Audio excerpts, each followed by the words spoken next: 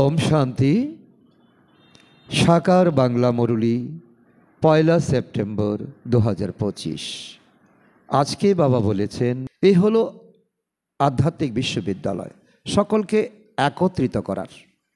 সমগ্র ব্রহ্মাণ্ডে যে সকল আত্মারা রয়েছে, বিশ্ববিদ্যালয়ে আত্মাই তো পড়ে।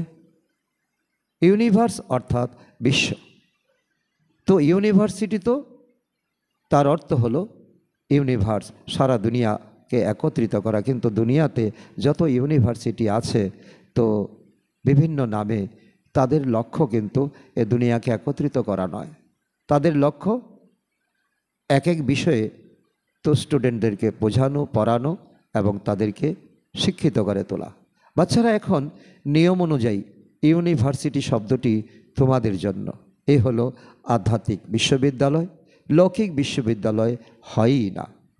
এ হলো একমাত্র গডফাদারলি ইউনিভার্সিটি। সব আত্মারাই এখানে লেসন পায় বা পাঠ পায়। এই সংবাদ তোমাদের কোনো না কোনোভাবে সকলের কাছে পৌঁছে দিতে হবে, পৌঁছে দেওয়া উচিত। মেসেজ তো পৌঁছে দিতে হবে, তাই না?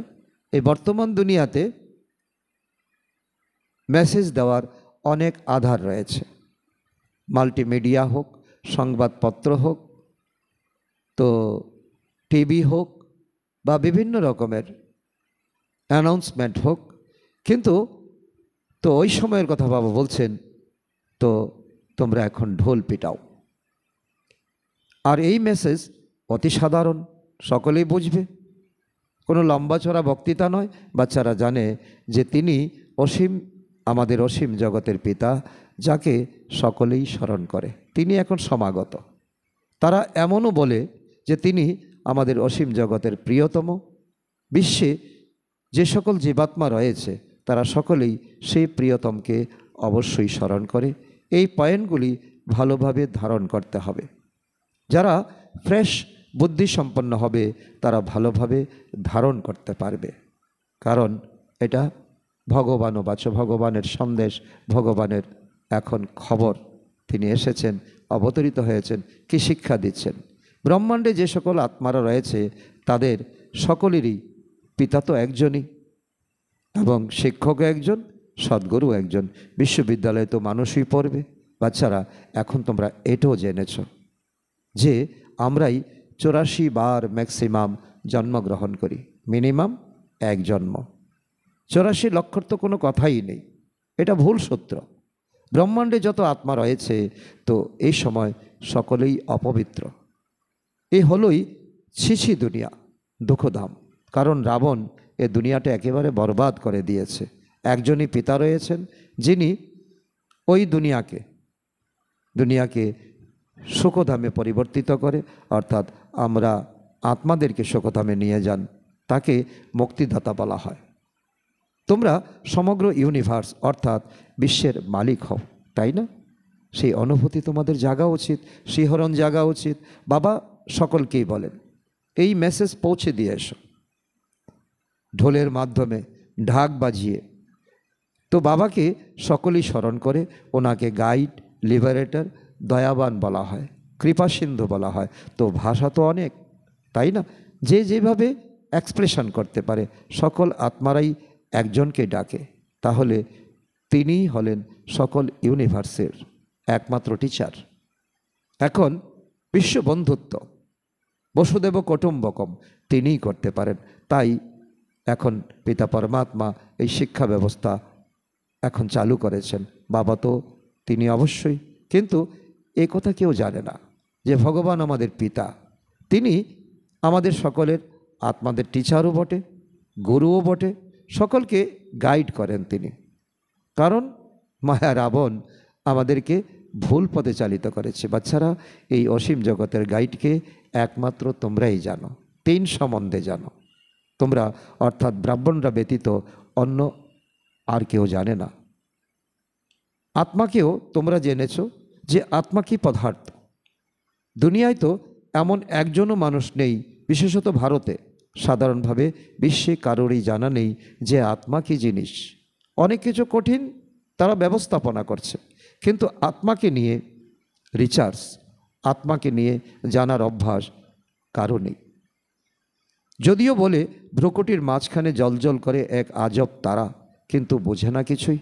তাকে অনুভব করা, তাকে তৃতীয় নেত্রর মাধ্যমে দেখা, এই কেবল যারা এখন তোমরা সিরিয়াস, যারা এখন মনোযোগী হয়ে পড়াশোনা করছো, তোমরাই তাকে অনুভব করতে পারছো এবং তোমাদের চলন বলন কথোপকথনের মধ্যে এই আত্মিক ভাব ফুটে উঠছে। এখন তোমরা বাচ্চারা জানো যে আত্মা তো অবিনাশী, এ কখনো বড় ছোট হতে পারে না। যেমন তোমাদের আত্মা বাব তেমনই বিন্দু, যেমন পুত্র তেমন পিতা, বড় বা ছোট নয়, তিনিও আত্মা, কেবল তিনি পরমাত্মা, পরম যোগাত্মা অর্থাৎ সুপ্রিম। বরাবরই সব আত্মারাই পরম ধামের নিবাসী। এখানে আসে প্রত্যেক আত্মা নিজের নিজের পার্ট প্লে করতে। তো যেমন তার পার্ট তেমন তার পোশাক। যেমন আমরা নাটকেও দেখি যে রাজা পাঠ করেন রাজার ড্রেস নিয়ে, এবং ভৃত্য পাঠ করে ভৃত্যের ড্রেস নিয়ে, মন্ত্রী পাঠ করে মন্ত্রীর ড্রেস নিয়ে। তো ঠিক তেমনি যে আত্মার যে সংস্কার, সে তেমনি তার বস্ত্র অর্থাৎ দেহ পাবে, হয় ফিমেল অথবা মেল। পুনরায় নিজের পরমধামে যাওয়ার চেষ্টা করে সকল আত্মা। আমি পরমধামে যাব, আসবো না এই দুনিয়াতে, মোক্ষে চলে যাব। পরমপিতা পরমাত্মাকে সকলেই স্মরণ করে, কারণ আত্মার দূত পরমপিতাই মুক্তিতে পাঠিয়েছিলেন, তাই ওনাকে স্মরণ করে, কারণ সংস্কারে আমাদের রয়ে গেছে। দুনিয়াতেও কেউ যদি আমাকে বিপদের সময় সাহায্য করে, তো আবারও যখন আমরা বিপদে পড়ি তখন তাকে আমরা স্মরণ করি। ঠিক তেমনি এখন যখন আমরা একেবারে বেকায়দায় পড়ে গেছি, বিপদে পড়ে গেছি, তখন যিনি আমাদেরকে গাইড করেছিলেন, মুক্তিতে পাঠিয়েছিলেন, অবশ্যই ওনার কথা আমাদের স্মরণ আসবে। তবেই তো আমরা হাত উঁচা করে, আঙ্গুল উঁচা করে উপরে আমরা দেখাই তিনি উপরে আছেন। আত্মাই তমপ্রদান হয়েছে, স্মরণ করে কেন সেটুকু কিন্তু কেউ জানে না। দুনিয়াতে ডিগ্রি প্রাপ্ত অনেকেই, যেমন বাচ্চা বলবে বাবা, ব্যাস, তাদের কিছুই জানাই নেই। তোমরাও বাবা মাম্মা বলো, কিন্তু জানো না কিছুই। ভারতে এক ন্যাশনালিটি ছিল, তাকে ডিটি ন্যাশনালিটি বলা হতো। পুনরায় পরে এর মধ্যে আরও অনেক অনুপ্রবেশ হয়েছে। এখন কত অধিক মাত্রা হয়ে গেছে বিভিন্ন জনজাতি। তাই দেখো একে অন্যের সঙ্গে মেলে না, তাই এত ঝগড়াঝাটি। যেখানে যেখানে অধিক মাত্রায় প্রবেশ করেছে ভিন্ন জাতি, সেখানে থেকে তাদের বের করে আনার প্রচেষ্টা করতে থাকে। ঝগড়া অনেক হয়েছে। কোনো একটা সম্প্রদায়ের মধ্যে কোনো একটা সংখ্যালঘু ঢুকে গেল, তখন তো সংখ্যাগুরুরা চেষ্টা করে সংখ্যালঘুকে কি করে বের করা যায়। ঝগড়া অনেক করছে, অনেক অন্ধকারও হয়ে গেছে দুনিয়া। মনুষ্যত্বের এখন কোনো চিহ্ন মাত্র দেখা পাওয়া যাচ্ছে না। মানুষের মধ্যে শুধু স্বার্থ দানা বেঁধেছে। কিছু সীমা তো থাকা উচিত, তাই না? অ্যাক্টরদের লিমিট থাকা উচিত। তো এও পূর্ব নির্ধারিত খেলা। তো এখানে যত অ্যাক্টার্স আছে তাতে কম বেশি হতে পারে না, এটাই বাবা বলছে। এখন পরমধামে যত আত্মা আছে সকলে কিন্তু আসেনি, কিছু আত্মা অবশ্যই রয়ে গেছে। তো এরা যখন আসবে তো এটাই বলা হবে সারা পৃথিবীর জনসংখ্যা। এখনও তা আমাদের ডিসকভার করা হয়নি, তার বেশি কম হতে পারে না। একটা নির্দিষ্ট সংখ্যায় আত্মা একবার আসে দুনিয়াতে, আবার উপরে চলে যায়। যখন সমস্ত অ্যাক্টররা স্টেজে চলে আসে তখন পুনরায় তাদেরকে ফিরে যেতে হয়। এটাই হলো আসা আর যাওয়ার নাটক। তো যে সকল অ্যাক্টররা রয়ে গেছে তারাও ধীরে ধীরে আসতে থাকবে। এ দৃশ্য আমাদের অনুভব করা চাই। যদিও তো কন্ট্রোল অর্থাৎ জন্ম নিয়ন্ত্রণ করার জন্য সরকার কত মাথা করতে থাকে, কিন্তু করতে পারি কি? পারে না। তাদের বলো আমরা অর্থাৎ বিকেরা এমন বার্থ কন্ট্রোল করব যে তাতে আর বাকি 9 লক্ষ রয়ে যাবে। অত্যন্ত যুক্তিপূর্ণ কথা বাবা বলছেন, কারণ এখন যারা আমরা বিকে, এখন তাদের যে বার্থ কন্ট্রোল, তারা যে কাম মহাশত্রুকে গার্ড বেঁধেছে, এটাই হলো সবথেকে বড় এই বিশ্বকে এখন ঠেকা দেওয়া, অনেক বড় বিপদের হাত থেকে তাকে রক্ষা করা। তখন সমগ্র জনগণনাই কম হয়ে যাবে। আমরা তোমাদের সত্য বলি, সকলের কাছে গিয়ে বলো ভগবান বাচ। এখন স্থাপনা ভগবান করছে, নতুন দুনিয়া, নতুন বৃক্ষ, অবশ্য ছোটই হবে, 9 লাখ হবে শতযুগের লোকসংখ্যা। এখানে তো এইসব কন্ট্রোল, জন্ম নিয়ন্ত্রণ কেউ করতে পারবে না, দাঙ্গা বেঁধে যাবে। কারণ আরও তমপ্রদান হতে থাকে। মানুষ যত গভর্নমেন্ট প্রচার চালায়, তত তাকে বেশি করে অপপ্রচার চালায়, তো বৃদ্ধিপ্রাপ্ত হতে থাকে। যে সকল অ্যাক্টররা আসবে তারা এখানে এসেই শরীর ধারণ করবে। এই সকল কথা কেউ বুঝে কি? বুঝে না। প্রখর বুদ্ধিসম্পন্নরা বুঝে যে রাজধানীতে সকল প্রকারের অ্যাক্টরই থাকে। শতযুগে যে রাজধানী ছিল তা পুনরায় স্থাপিত হচ্ছে। সেখানে রাজারানী থাকবে, প্রজা থাকবে, দাসদাসী থাকবে, ধোপানাপিত থাকবে, ট্রান্সফার হয়ে যাবে। তোমরা এখন তমপ্রধান থেকে শতপ্রধান শ্রেণীতে ট্রান্সফার হয়ে যাচ্ছ। তো বাবা বলছে যে যতটা পুরুষার্থ করবে সে ততটা উচ্চপদ পাবে, যে পুরুষার্থ করবে না যাবে সত্যযুগে, হয় সে ঝাড়ু লাগাবে, কারণ ঝাড়ুদারের তো দরকার চাই, শ্মশানের ডোমেরও দরকার চাই। পুরনো দুনিয়া থেকে নতুন দুনিয়ায় চলে যাবে তোমরা। তোমাদের অধ্যয়ন এই দুনিয়ার জন্য নয়, এটাও আমাদের জন্য এক গুরুত্বপূর্ণ শিক্ষা। এখন আমরা পড়াশোনা করছি, প্রারব্ধ ভোগ করব সত্যযুগে। দুনিয়াতে কি এমন পড়াশোনা হয়? এক জন্মে পড়াশোনা, অন্য জন্মে তার প্রাপ্তি, এমন ইউনিভার্সিটি হার হতেই পারে না। গডফাদার বলেন যে আমি তোমাদের অমর লোকের জন্য পড়াশোনা করাই, এই মৃত্যুলোক বিনাশ হয়ে যাবে। সত্যযুগে এই লক্ষ্মীনারায়ণের রাজত্ব ছিল, আবারও স্থাপনা হবে। এই স্থাপনা কিভাবে হয়েছে তা এ দুনিয়ার কেউ জানে না, তোমরাও জানতে না। এখন তোমরা অনুভব করছো যে এখন এই ঈশ্বরীয় পড়াশোনা করে আমরা উচ্চ পদ প্রাপ্ত করব। বাবা সর্বদাই বলেন যেখানে তোমরা ভাষণ করবে সেখানে এই লক্ষ্মীনারায়ণের চিত্র অবশ্যই রাখবে, এতে তারিখ যেন অবশ্যই লেখা থাকে। তোমরা বোঝাতে পারো যে নতুন বিশ্বের আরম্ভ 1250 বছর পর্যন্ত, 1 থেকে 1250 বছর পর্যন্ত সূর্যবংশী, তারপর সেখান থেকে 3750 পর্যন্ত চন্দ্রবংশী। এই ডিনাইস্টি 1 থেকে 1250 বছর পর্যন্ত সূর্যবংশী, তার থেকে আরও 1200 বছর চন্দ্রবংশী, টোটাল 2500 বছর। তো এই ডিনাইস্টির রাজত্ব ছিল সূর্যবংশী এবং চন্দ্রবংশী। যেমন বলা হয় তাই না, খ্রিস্টান রাজ্যবংশীর রাজ্য ছিল, একে অপরের পরে চলে আসে। কারণ দ্রাপর যুগে বিভিন্ন ধর্মের এন্ট্রি হয়, ইব্রাহিম, বৌদ্ধ, ক্রাইস্ট। তো যার যার পার্ট যেমন যেমনভাবে তেমনভাবে তারা চলে আসে এই ধরতিতে, এই স্টেজে। যখন এই দেবতা রাজবংশ ছিল তখন দ্বিতীয় কেউ ছিল না, এখন পুনরায় এই রাজবংশ স্থাপিত হচ্ছে। বাকি সকলের বিনাশ হতেই হবে, লড়াই ও সম্মুখে দাঁড়িয়ে রয়েছে। ভাগবত ইত্যাদিতে এর উপরেও কাহিনী রচিত হয়েছে। শৈশবে এসব গল্প কথা দিয়ে আমরা শুনতাম, এখন আমরা অবশ্যই আমরা জানতে পারছি যে এই রাজত্ব কিভাবে স্থাপিত হচ্ছে। বাবা এসে আমাদেরকে ডিটেল বলছেন। অবশ্য বাবাই রাজ্য শিখিয়েছেন, যারা উত্তীর্ণ হয় তারা বিজয় মালার দানা হবে। আর কেউ এই মালার রহস্য সম্পর্কে জানেই না, তোমরা জানো। তোমরা হলে প্রবৃত্তি মার্গে। ওপরে বাবা দাঁড়িয়ে রয়েছেন, ওনার তো নিজের শরীর নেই। তারপর ব্রহ্মা সরস্বতী অর্থাৎ লক্ষ্মীনারায়ণ। তো এই মালা যে ফেরানো হয়, তো ওপরে হলো ফুল, এটা হলো বাবা, আর তারপরে 2টা দানা, এটা হলো ব্রহ্মা এবং সরস্বতী। প্রথমে চাই বাবা, তারপরে যুগল ব্রহ্মা সরস্বতী। রুদ্রাক্ষের তো দানা হয় তাই না? তো নেপালে তো এক জাতের গাছ রয়েছে, বৃক্ষ রয়েছে, তো যেখান থেকে এই রুদ্রাক্ষের দানা আসে। এর মধ্যে আসলও থাকে, নকলও থাকে। যত ছোট ততই তার মূল্য অধিক। এখন তোমরা এর অর্থ বুঝে গেছো। তো এই বিষ্ণুর মালা অর্থাৎ রুণ্ড মালা তৈরি হয়, যত ছোট 108, মানে এখানে ছোট বলতে মালার দানা নয়, তার সংখ্যা।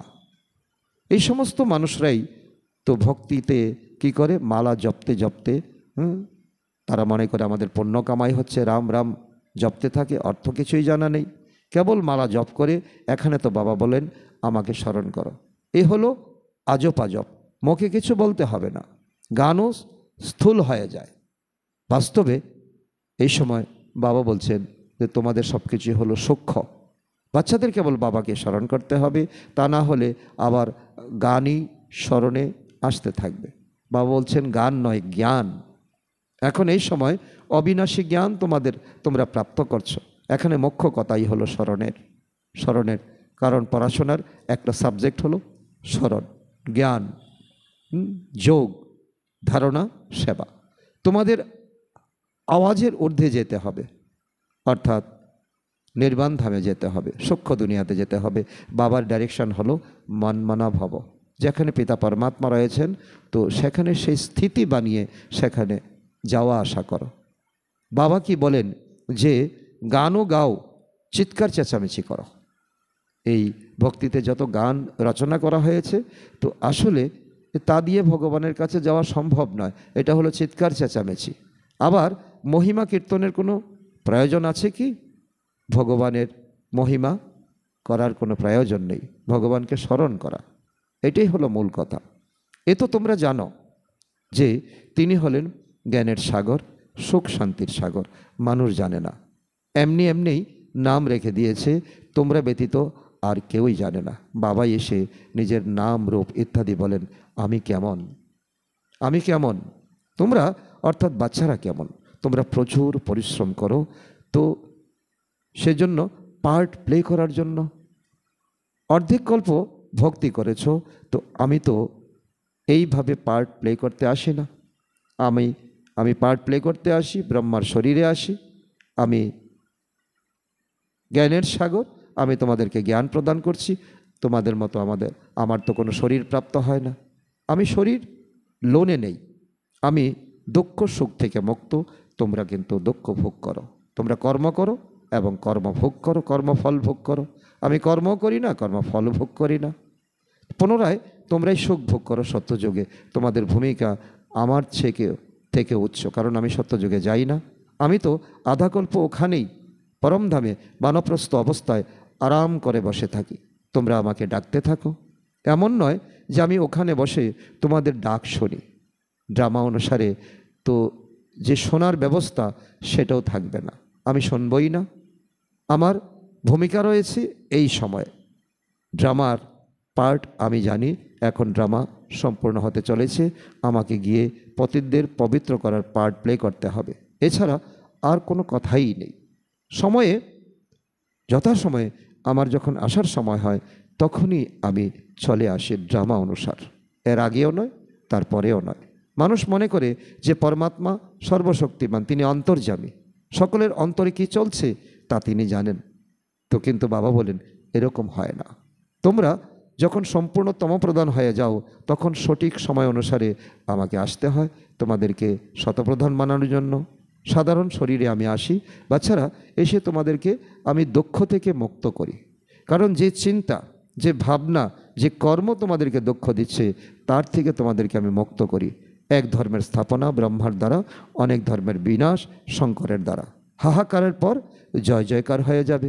কত হাহাকার হবে, বিপর্যয়ের ফলে মানুষ মরতেই থাকবে, হোলসেল মৃত্যু হবে। প্রাকৃতিক বিপর্যয়ে অনেকে সহায়তা করে, না হলে মানুষ রোগী দুঃখী হয়ে পড়বে। বাবা বলেন বাচ্চারা যাতে দুঃখী না হয়ে পড়ে, তাই ন্যাচারাল ক্যালামিটিস এমন তীব্রভাগে আসে যে সকলকে শেষ করে দেয়। কারণ প্রকৃতিকে তোমরা এখন তমপ্রধান করেছ, আর প্রকৃতি তার বদলা নেবে। এমন তীব্র বেগে আসে, তো বাচ্চারা দুঃখী না হয়ে পারেই না। সংসার ভাসিয়ে দেয়, স্বপ্ন ভাসিয়ে দেয়। তো বোমা তো কিছুই নয়, প্রাকৃতিক বিপর্যয় তো অনেক তোমাদের ক্ষতি করবে। আর্থকুয়েক অর্থাৎ ভূমিকম্প অনেক কিছু সভ্যতা শেষ করে দেয় একেবারে। তো মাটির নিচে চলে যায়। জলের 1-2 ঝাপটা আসলেই সব কিছু শেষ। সমুদ্র অবশ্যই উছলে পড়বে, ধরণীকে গ্রাস করবে। 100 ফুট পর্যন্ত জল উছলে উঠবে। তখন কী রকম অবস্থা সৃষ্টি হবে একবার ভাবো। বাবা সব কিছুর ইঙ্গিত আমাদেরকে দিচ্ছেন। এখন আমরা যদি জেগে আমরা ঘুমাই, তাহলে আমাদেরকে কে রক্ষা করবে?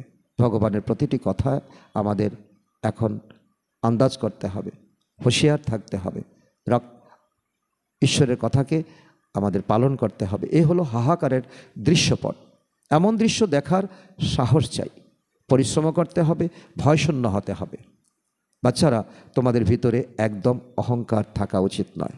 বাবা প্রত্যেকটি অক্ষর, প্রত্যেকটি লাইন অত্যন্ত দৃঢ়তার সঙ্গে বলছেন, দেহি অভিমানী হও, এটাই তোমাদের রক্ষা কবচ। যারা দেহি অভিমানী হয়ে থাকে তারা অত্যন্ত মিষ্টি হয়ে যায়। বাবা এও বলেন, আমি হলাম নিরাকার এবং বিচিত্র, চিত্রবিহীন। এখানে আসি সার্ভিস করার জন্য। দেখো আমার কত মহিমা কীর্তন করে, জ্ঞানের সাগর, দয়ার সাগর, প্রেমের সাগর, হে বাবা। আর পুনরায় বলে, পতিত দুনিয়ায় এসো। তোমরা অত্যন্ত ভালোভাবে নিমন্ত্রণ করো, তাই না? নিমন্ত্রণের ছিঁড়ি দেখো, বাবা বলছে তোমরা পতিত দুনিয়াতে বাবাকে নিমন্ত্রণ করছো।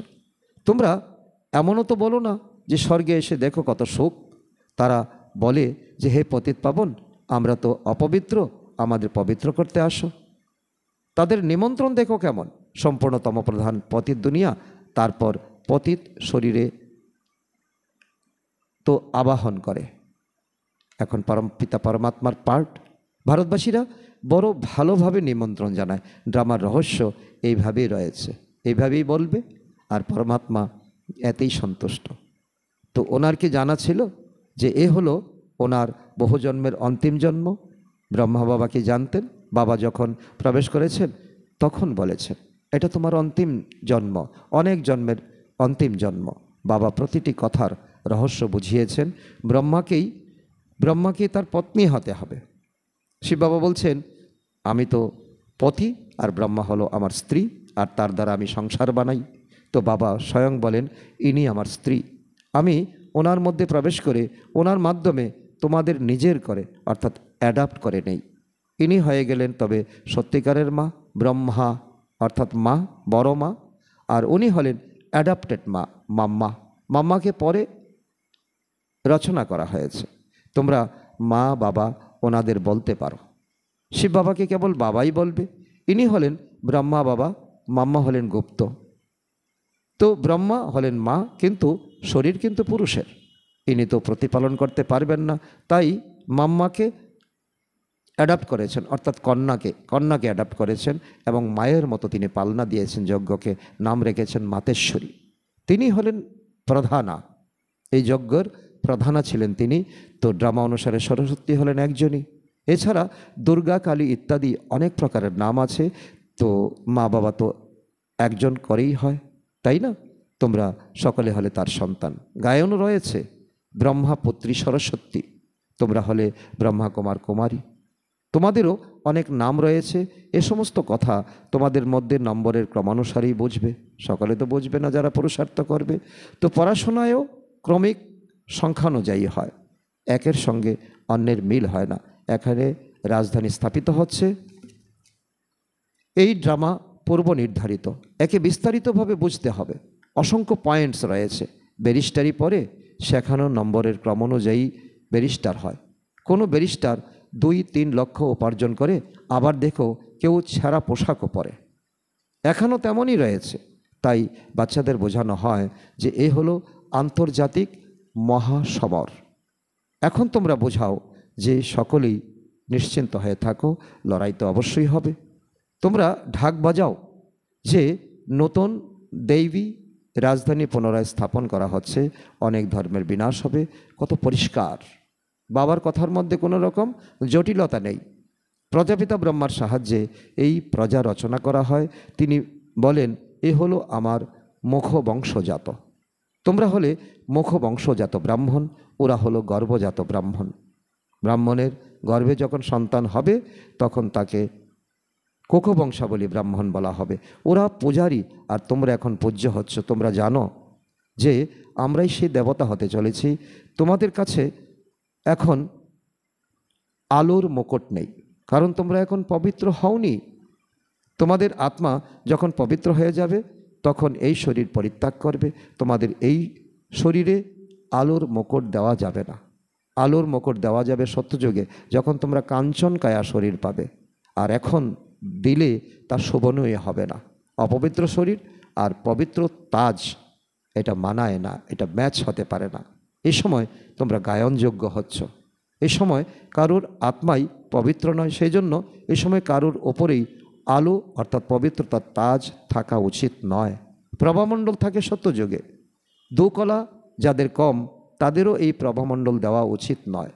বা বলছেন স্বর্গ মানে সত্যযুগ, আর ত্রেতাযুগকে পুরনো সত্যযুগ বলা হবে না, সেমি সত্যযুগ। আর সেখানে এই দেবী দেবতাদের প্রভামণ্ডলও থাকা উচিত নয়। এই সত্য রাজ বাবা এখন আমাদেরকে বলছেন, এখন আমরা পুরুষার্থ যেমন করব তো আমাদের এন্ট্রি তখনই হবে। আচ্ছা, মিষ্টি মিষ্টি হারানিধি বাচ্চাদের প্রতি মাতা পিতা বাপদাদার স্মরণের স্নেহসমন ও সুপ্রভাত। আধ্যাত্মিক পিতা তার আত্মারূপী বাচ্চাদের জানাচ্ছেন নমস্কার। আমরা আত্মারূপী সন্তানরা আমাদের মাতা পিতা বাপদাদাকে জানাই স্মরণের স্নেহসমন, সুপ্রভাত ও নমস্কার। ধারণার জন্য মুখ্য সার: 1 নম্বর, নিজের স্থিতি এমন অবিচল এবং নির্ভীক করতে হবে যাতে অন্তিম বিনাশের দৃশ্যকে দেখতে পারা যায়। দেহি অভিমানী হওয়ার জন্য পরিশ্রম করতে হবে। নম্বর 2, নতুন রাজধানীতে উচ্চ পদ প্রাপ্ত করার জন্য অধ্যয়নের উপর পুরোপুরি মনোযোগ দিতে হবে। পাশ করে বিজয় মালার দানা হতে হবে। আজকের বরদান: সদা ভাগ্যবান আর ভাগ্যের স্মৃতিতে থাকা, সর্বশ্রেষ্ঠ ভাগ্যবান ভব। সঙ্গম যুগে চৈতন্য স্বরূপে ভগবান বাচ্চাদের সেবা করছেন। ভক্তি মার্গে সবাই ভগবানের সেবা করে, কিন্তু এখানে চৈতন্য ঠাকুরদের সেবা স্বয়ং ভগবান করছেন। অমৃতবেলা উঠিয়ে দেন, ভোগ খেতে দেন, ঘুম পাড়িয়ে দেন, রেকর্ড অনুসারে শোয়া আর রিগার্ডপূর্বক ঘুম থেকে ওঠা। এইরকম লাডলা বা সর্বশ্রেষ্ঠ ভাগ্যবান হলাম আমরা ব্রাহ্মণরা। এই ভাগ্যের খুশিতে সদা নাচতে থাকো। কেবল বাবার লাডলা হও, মায়ার নয়। যারা মায়ার লাডলা হয় তো মায়াও তাদের সাথে বাচ্চাদের খেলা খেলে। স্লোগান: নিজের হাসি খুশি চেহারার দ্বারা সকল প্রাপ্তিগুলির অনুভব করানো, এটাই হলো সত্যিকারের সেবা। আজকের মাসের প্রথম দিন 1 নভেম্বর। আজকে অব্যক্ত ইশারা নতুনভাবে চালু হয়েছে। অশরীরী বা বিধিহী স্থিতির অভ্যাস বাড়াও। অশরীরী হওয়া অর্থাৎ আওয়াজের থেকে ঊর্ধ্বে চলে যাওয়া। শরীর আছে মানে আওয়াজ আছে, শরীর ছেড়ে ঊর্ধ্বে চলে যাও তো সাইলেন্স। 1 সেকেন্ডে সার্ভিসের সংকল্পে এসো, আবার 1 সেকেন্ডে সংকল্প থেকে ঊর্ধ্বে স্বরূপে স্থিত হয়ে যাও। কাজ করার জন্য শরীরের ভানে এসো, আবার সেকেন্ডে অশরীরী হয়ে যাও। যখন এই ড্রিল পাক্কা হয়ে যাবে তখন পরিস্থিতিগুলির মোকাবেলা করতে পারবে। আচ্ছা, ওম শান্তি।